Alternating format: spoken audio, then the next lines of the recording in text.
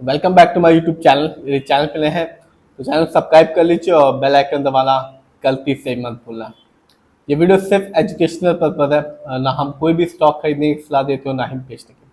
आज बात करेंगे आज के कुछ टॉप गिने स्टॉक में से एक के बारे में, जिसने आज के दिन 12% से ऊपर का रिटर्न निकाल के दिया, जबकि शेयर प्राइस 100 रुपये से भी नीचे का है।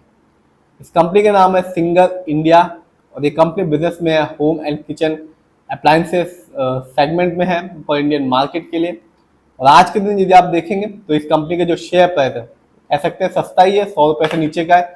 82 रुपीज़ 86 पैसे का शेयर प्राइस है और आज सिर्फ एक दिन में 13.15% का रिटर्न निकाल के दिया। तो कह सकते हैं आज तो इस कंपनी ने अपने शेयर होल्डर्स को एक कमाल का रिटर्न निकाल के दिया। लेकिन जो सारी कहानी होती है वो 1 साल, 3 साल और 5 साल में पता चलती है कि कंपनी लॉन्ग टर्म में कैसा परफॉर्म कर रही है या कैसा रिटर्न निकाल के दे रही है। तो 1 साल को देखूं तो इस कंपनी के शेयर में मामूली सी, बहुत ही मामूली सी बढ़ोतरी देखने को मिली 1 साल में। कह सकते हैं कि मार्केट डाउन था, इसकी वजह से ऐसा था। तो 1 साल में इस कंपनी का जो रिटर्न था वो सिर्फ 0.44% का था। कह सकते हैं कंपनी ने ना के बराबर अपने शेयर होल्डर्स को रिटर्न निकाल के दिया 1 साल में। लेकिन 5 साल में इस कंपनी का रिटर्न अच्छा खासा रहा। इस कंपनी ने अपने शेयर होल्डर्स को 5 साल में 184% का रिटर्न निकाल के दिया। यानी कि यानी आज से ठीक 5 साल पहले इस कंपनी का शेयर प्राइस आपको मिलता 32 रुपीज़ 80 पैसे का, जो आज के दिन है 82 रुपीज़ 86 पैसे का। आज भी बहुत महंगा नहीं हुआ, 100 रुपये से नीचे का ही है। और यदि 5 साल के फिलहाल अभी रिजल्ट को देखूं तो कंपनी का जो रिटर्न था 5 साल में वो तो 82 रुपीज़ के शेयर प्राइस के हिसाब से अच्छा खासा ही कहा जाएगा क्योंकि 5 साल में इस कंपनी का रिटर्न 184% रहा। तो कह सकते हैं रिटर्न ठीक ठाक है 5 साल के हिसाब से, क्योंकि शेयर प्राइस सस्ता है, 100 रुपये से भी नीचे का है। स्टॉक के परफॉर्मेंस को देखते हैं तो हाईएस्ट गया 1 साल में 95 रुपीज़ 70 पैसे का, जबकि लोएस्ट रहा 49 रुपीज़ का।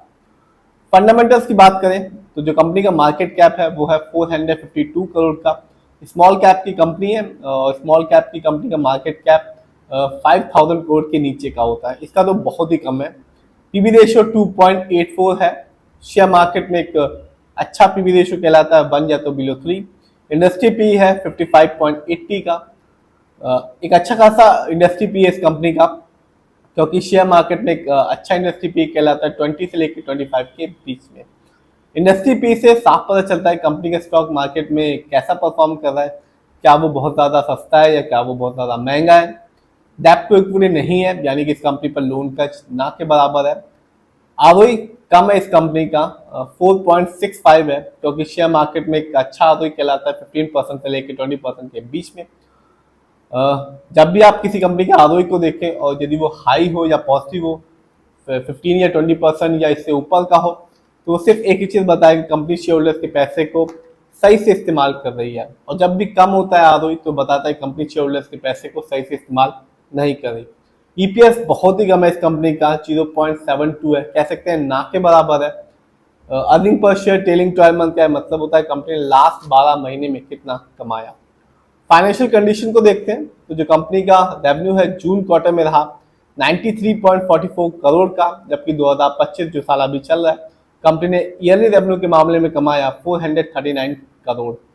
प्रॉफिट जून क्वार्टर में कंपनी को लॉस उठाना पड़ा, आप देख सकते हैं -2.36 करोड़ का, जबकि ईयरली 2025 में इस कंपनी का जो प्रॉफिट रहा वो था 7.39 करोड़ का। नेटवर्थ पिछले साल की तुलना में 2025 में इस कंपनी का नेटवर्थ बढ़ गया है। इस साल इस कंपनी का नेटवर्थ रहा 159 करोड़, जबकि पिछले साल इस कंपनी का नेटवर्थ था 145 करोड़ का। शेयर होल्डिंग पैटर्न में नजर डालते हैं तो रिटेलर्स यानी कि हम लोग का पैसा इस कंपनी में ज्यादा लगा हुआ है प्रमोटर की होल्डिंग से। रिटेलर्स की होल्डिंग है 69.22% की, और जबकि प्रमोटर की होल्डिंग यानी कि ओनर्स का पैसा लगा हुआ है 30.36% का। तो आप देख सकते हैं आज तो 13.15% रिटर्न निकाल के दिया, 100 रुपये से भी नीचे का शेयर प्राइस है। लेकिन 1 साल में कह सकते हैं कंपनी ने निराश ही किया, कोई भी रिटर्न नहीं था, कुछ भी नहीं था। लेकिन 5 साल में एक ठीक ठाक रिटर्न निकाल के दिया इस कंपनी ने 184% का। तो कंपनी लॉन्ग टर्म के हिसाब से देखो तो ठीक रिटर्न निकाल के दे रही है, लेकिन 1 साल में निराश किया इस कंपनी ने।